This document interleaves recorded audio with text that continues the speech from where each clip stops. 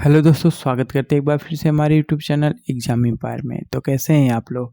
तो दोस्तों आशा करते होंगे मस्त होंगे, स्वस्थ होंगे, ज़बरदस्त होंगे और अपनी तैयारी को हर एक दिन बेहतर बना रहे होंगे और दोस्तों अपने लक्ष्य की तरफ हर एक कदम बढ़ा भी रहेंगे। तो दोस्तों आज है 31 मार्च। 31 मार्च के सारे मोस्ट इम्पोर्टेंट करंट अफेयर हम सभी को लेकर हाजिर हैं।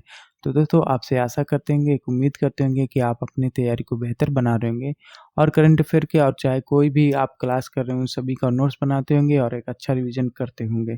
तो चलिए दोस्तों बढ़ते हैं अपने अगले क्वेश्चन में, मतलब अपने क्वेश्चन में कि क्वेश्चनों की तरफ हम बढ़ते हैं।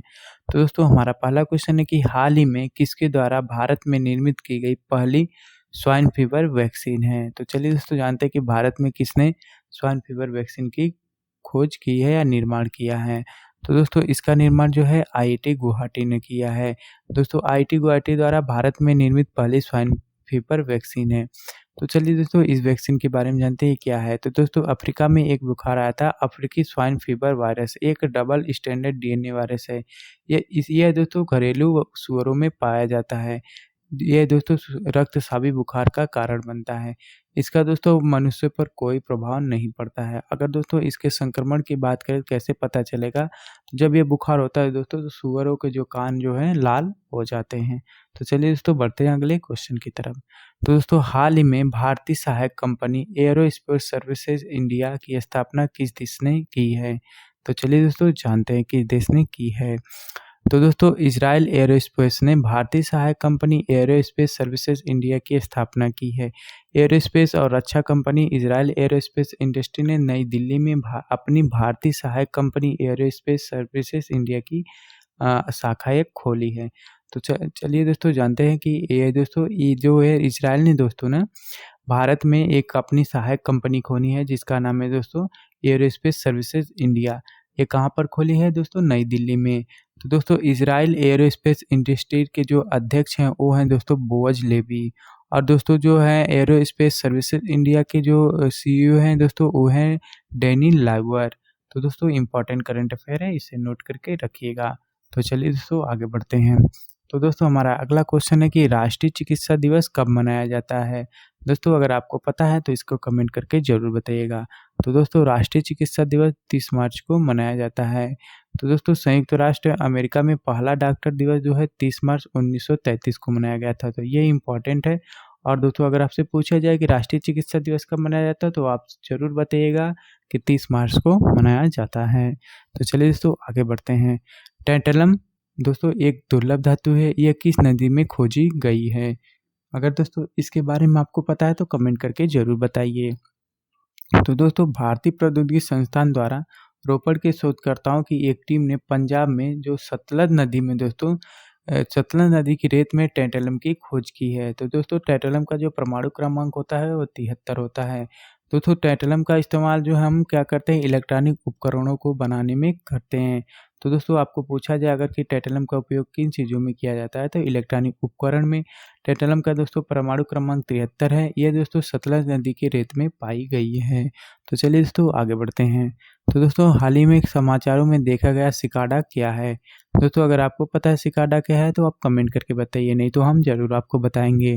तो दोस्तों सिकाडा एक कीट है जो ध्वनि उत्पन्न करने वाला है, बहुत ही तेज दोस्तों ध्वनि उत्पन्न करता है। इसकी खोज दोस्तों अपने भारत के मेघालय राज्य में की गई है। ये दोस्तों एक तरह का बटरफ्लाई है जिसका नाम रखा गया है बटरफ्लाई सिकाडा। दोस्तों इसकी लंबाई जो है 2 से 5 सेंटीमीटर होती है। तो चलिए दोस्तों आगे बढ़ते हैं, इसके बारे में हम सब कुछ जान लिए। तो दोस्तों हमारा अगला क्वेश्चन है कि हाल ही में किस संगठन ने कोरोना वायरस के लिए एक नया नेटवर्क कोविनेट लॉन्च किया है? तो दोस्तों आप इसका चित्र देख के जान गए होंगे किसने लॉन्च किया है, तो चलिए जानते हैं। तो इसको लॉन्च दोस्तों WHO ने किया है। इसका उद्देश्य क्या है दोस्तों? संभावित नए उपभेतों मतलब कोरोना के कोई अलग वेरिएंट जो आए उसके लिए पता लगाना और उसकी निगरानी करना इसका मुख्य कारण है दोस्तों। तो चलिए दोस्तों जानते हैं अगले क्वेश्चन की तरफ। तो दोस्तों हमारा अगला क्वेश्चन है कि हाल ही में किस अंतरिक्ष कंपनी जो है कलाम 250 का सफल परीक्षण किया है? तो दोस्तों हाल ही में किस अंतरिक्ष कंपनी ने कलाम 250 का सफल परीक्षण किया है? तो दोस्तों अगर आपको पता है तो आप कमेंट करके बताइए, नहीं तो हम बताएंगे ही। तो दोस्तों स्काई रूट एरोस्पेस ने दोस्तों कलाम 250 का जो है सफल परीक्षण किया है। दोस्तों ये दोस्तों स्काई देखिए यहाँ पर स्काई रूट एरोस्पेस ने हाल ही में इसरो के सतीश धवन अंतरिक्ष केंद्र में 200 कलाम 250 का सफल परीक्षण किया है। विक्रम-1 अंतरिक्ष प्रक्षेपण यान के दूसरे चरण में कार्बन मिश्रित रॉकेट मोटर, ईपीडीएम, थर्मल सुरक्षा और सटीक थ्रस्ट वेक्टर नियंत्रण की सुविधा है। स्काई रूट एरोस्पेस द्वारा विकसित यह प्रक्षेपण यान को वायुमंडल से बाहरी अंतरिक्ष में ले जाया जाएगा। तो दोस्तों अगर आपसे पूछा जाए कि किसने किया है तो आपका आंसर बताएंगे स्काई रूट एरोस्पेस ने दोस्तों कलाम 250 का सफल परीक्षण किया है। कहाँ से किया है दोस्तों? सतीश धवन अंतरिक्ष केंद्र से किया है। तो ये दोस्तों इंपॉर्टेंट करंट है, इसे नोट करके जरूर रखिएगा। तो दोस्तों हमारा अगला क्वेश्चन है कि एफआईएच एथलीट समिति के सह अध्यक्ष कौन बने हैं? तो ये इंपॉर्टेंट है, इसे नोट करके रखिएगा कि एफआईएच एथलीट समिति के अध्यक्ष कौन बने हैं। तो चलिए दोस्तों जानते हैं कौन बने हैं।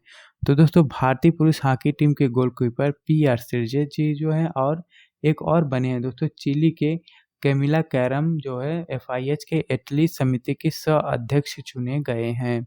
तो दोस्तों अगर आपसे पूछे भारतीय कौन है? पीआर श्रीजेत। और चिली की एक कौन है दोस्तों? Camilla carrom. ये है दोस्तों चिली के।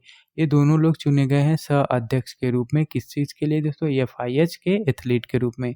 तो दोस्तों पीआर श्रीजेत के बारे में थोड़ा चलिए जानते हैं। पीआर श्रीजेत दोस्तों 2015 में हॉकी वर्ल्ड लीग फाइनल में इन्होंने कांस्य पदक जीता था। 2014 में दोस्तों राष्ट्रमंडल खेलों में इन्होंने रजत पदक जीता था। पीआर श्रीजेत दोस्तों 2015 में अर्जुन पुरस्कार से सम्मानित किए गए और 2017 में पद्म श्री से सम्मानित किए गए। दोस्तों इन्हें दोस्तों 2016 में इन्हें भारतीय हॉकी टीम का कप्तान बनाया गया था। दोस्तों हॉकी इंडिया का अध्यक्ष जो है दिलीप टर्की हैं और दोस्तों एफआईएच का मुख्यालय स्विट्जरलैंड में है।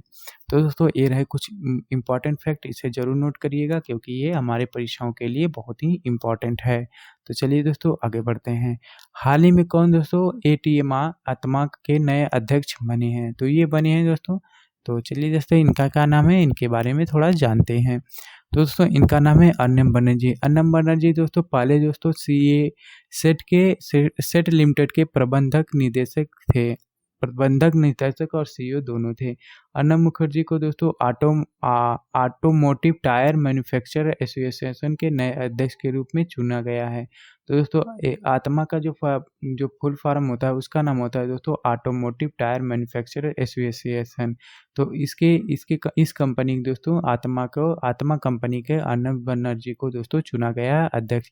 ये दोस्तों पहले सेट लिमिटेड के प्रबंध निदेशक और सीईओ थे। तो चलिए दोस्तों आगे बढ़ते हैं।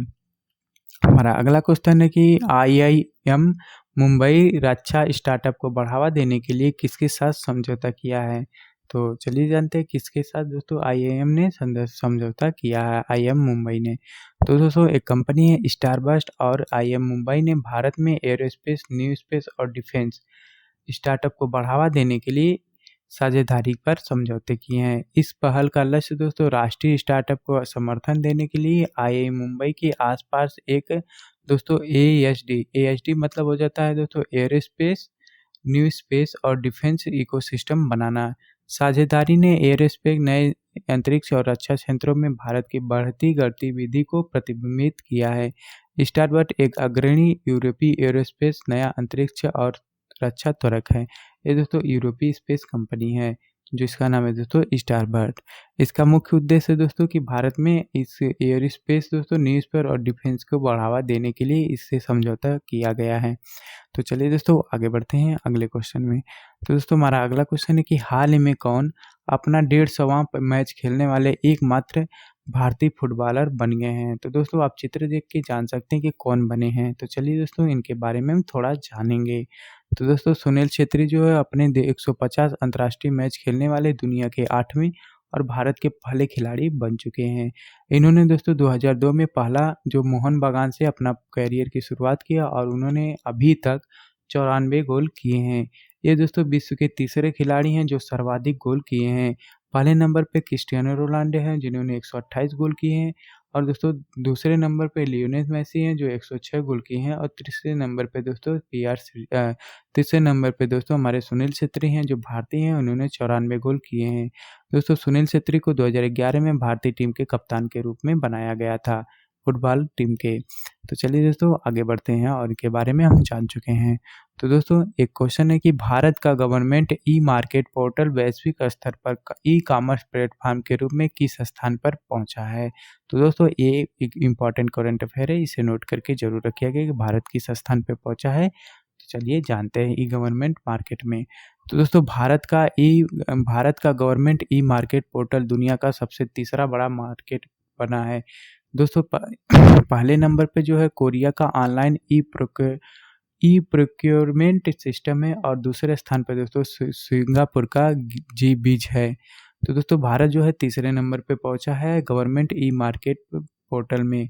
तो दोस्तों ये रहे हमारे आज के वो मुख्य इम्पॉर्टेंट करंट अफेयर जो हमारे प्रतियोगी परीक्षाओं के लिए कहीं ना कहीं तो पूछे ही जाएंगे, चाहे किसी भी एग्जाम में पूछा जाए।